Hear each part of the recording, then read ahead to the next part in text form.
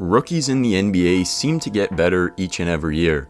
This year is no different, with the likes of Paulo, Benedict Mathurin, and Keegan Murray. But one rookie that is often left out of the conversation is Thunder rookie Jalen Williams. He's been slowly improving since the start of the season, and the NBA has even recognized him as the third best rookie at the moment in the league. That's just a testament to how good he's been. So today let's talk about how Jalen Williams, the draft steal, is cooking the NBA. Williams has slowly become one of the most effective rookies in the NBA in terms of production, and he's playing on a team that is currently in a play-in spot, and he's been in the rotation and he's doing his thing. When other rookies like Benedict Mathurin are still doing pretty well, but they were on a real hot streak at the start of the season, it's been the opposite for Williams. He's continued to grow as the season progresses. He's slowly worked his way into the rotation and he's played about 75% of their games, and that's a lot for a rookie. Williams has averaged 11.7 points, 4 rebounds, 3 assists, and 1 steal.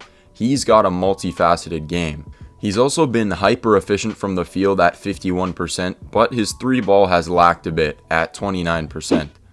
Overall, this is fantastic production for a rookie, and it's safe to say that he was slept on in the draft. This kind of production right away already probably makes up for his draft selection that high. And he probably slipped down in the draft due to him being 21 years old when he entered the draft. Most NBA prospects and NBA draft experts usually like their guys to be a little bit younger, in their first or second year at like 19 or 20 years old, even 18 years old, and Jalen was a bit older than that. So that's probably the major reason why he dropped on draft boards.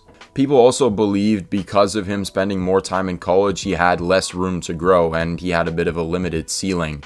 But I think his ceiling is going to be pretty high, and there's a number of reasons for that being the case. Williams has a ton of skills that provide him the opportunity to become an elite guard in the future.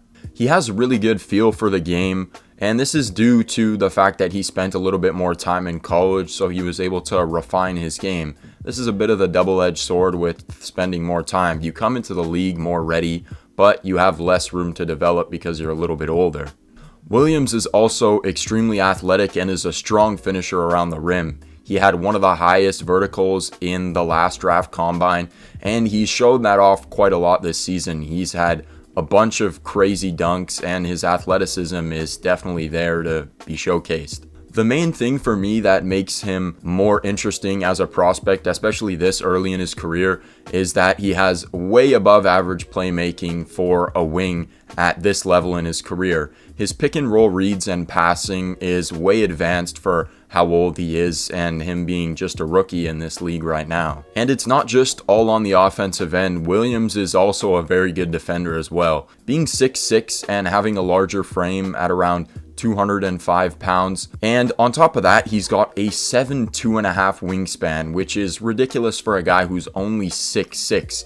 That means his arms are like this long. And that combination of having long arms and not being extremely lanky is very rare to find. Of course, this helps him on the defensive end get in the passing lanes, and with a bigger frame, it helps him to stick on to bigger guards as well. He can pretty much switch 1 through 4, and this is an area where he's going to continue to improve on as well. Already averaging 1 steal a game, you can see that the potential is clearly there, and he's pretty refined in this aspect. The only problem right now is Williams' 3-point shot. If you've seen him shoot the ball, he's got a pretty smooth jump shot, so there's nothing really to worry about in the long term. It's not falling from 3 right now, but I have no worries that this will become a facet of his game that's going to be really efficient in the future, especially since he shoots well from the free throw line right now. Usually that's a good predictor of how good of a 3-point shooter he'll be in the future.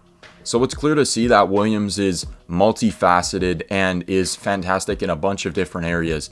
But what kind of ceiling does he really have for the future? I believe Williams has all the skills to be a potential all-star wing in a pretty near future. I'd say about 3 to 4 years. There's no question in my mind that he could average at least 22 points a game and be a mainstay in a team's backcourt as well. He can pretty much do it all: pass, shoot, defend, rebound as well. He's big.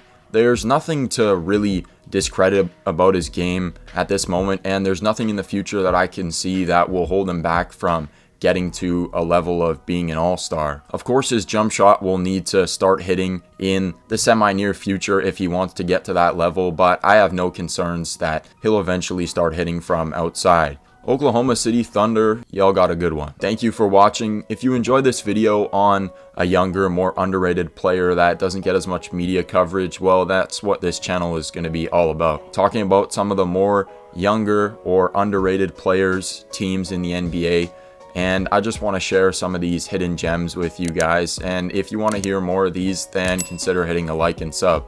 And as always, stay rested. See you in the next one.